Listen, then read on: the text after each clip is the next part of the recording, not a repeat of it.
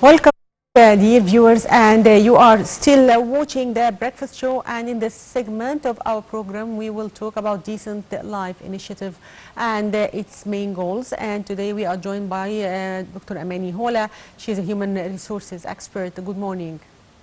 Good morning. So, Dr. Amani, let us focus first on the main goals of Decent Life Initiative.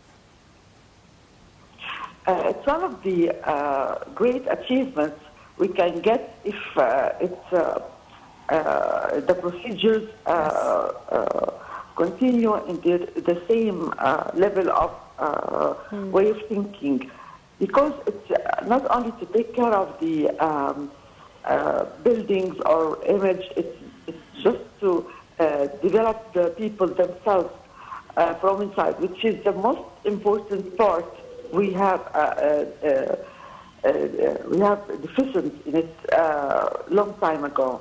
Yes. So, Dr. Amani, tell us more about the role of civil society in implementing this initiative.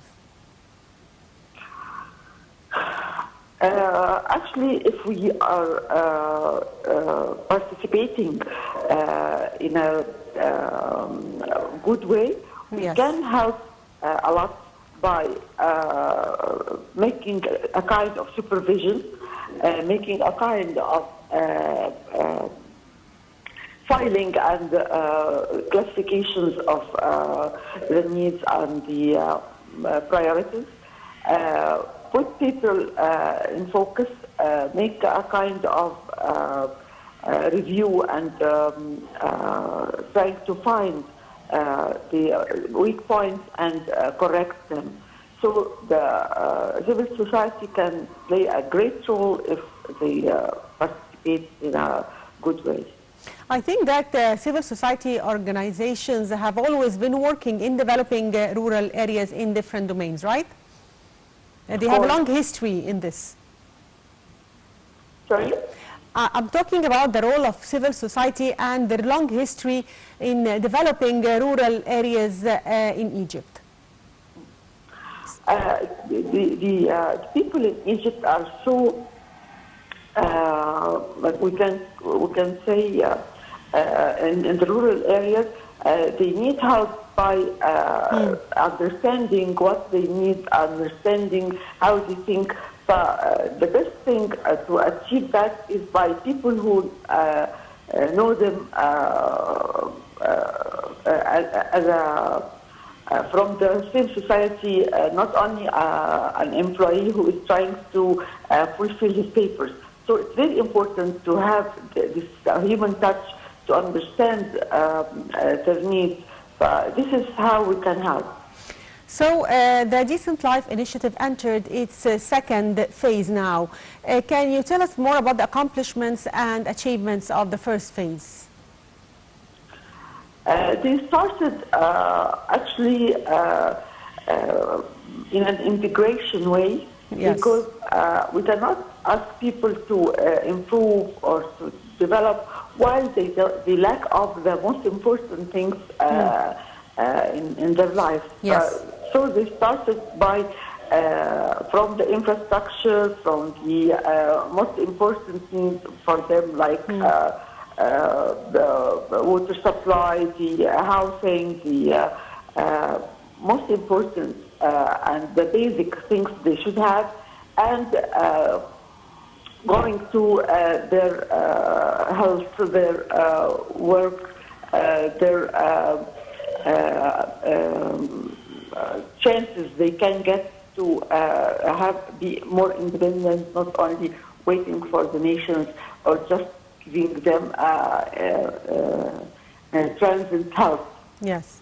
So one also of the main targets of Decent Life Initiative is investing in human capital, especially also investing in Egyptian women in rural areas. How can this be achieved? This is the normal or the nature of the Egyptian people. The women actually, especially in the rural areas, is very important, and she has a great role to improve the family, starting from helping her husband in the field or whatever they have to achieve in being supporting to their families. Also, we have to improve the woman if we want to improve the society, to let her understand the great role of education, improve their way of thinking instead of the negative habits we used to have before, like making them understanding the importance of having not big number of children, the educational level of the women will improve the whole family. Also, how does the initiative work on economic growth in the country, and to what extent it helps in developing the country in general as part of sustainable development plan? It's the same. The logic and the simple idea. If you have a building, the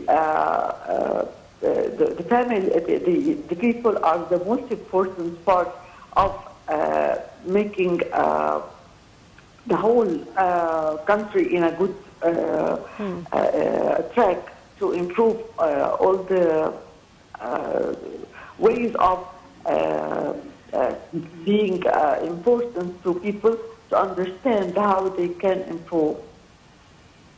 And what are the challenges that face civil society organizations while cooperating in implementing this initiative? As usual, we can say we are not perfect, so sometimes there is a kind of corruption can affect the effectiveness of this process. Also, sometimes people, they don't understand if we remove, as an example, if we remove an area which needs to be improved in different place, people sometimes they don't understand or they resist the change. But we have to make them understanding this is the best for them and how the process wants to improve their life. This can be achieved by the good contact between the decision makers and the people. So are you participating in any of the civil society's work in Egypt that aim at developing rural areas? Can you tell us more about your experience if you are already working in any of these projects? This time we are trying with special needs, the people who lost their hearing, the deaf people, by improving their vocational skills to be independent, and also to improve their educational skills by bringing some technology to their schools, which is having a lot of lacks of new or renewal of the system. Yes. Finally, I'd like to thank you, Dr.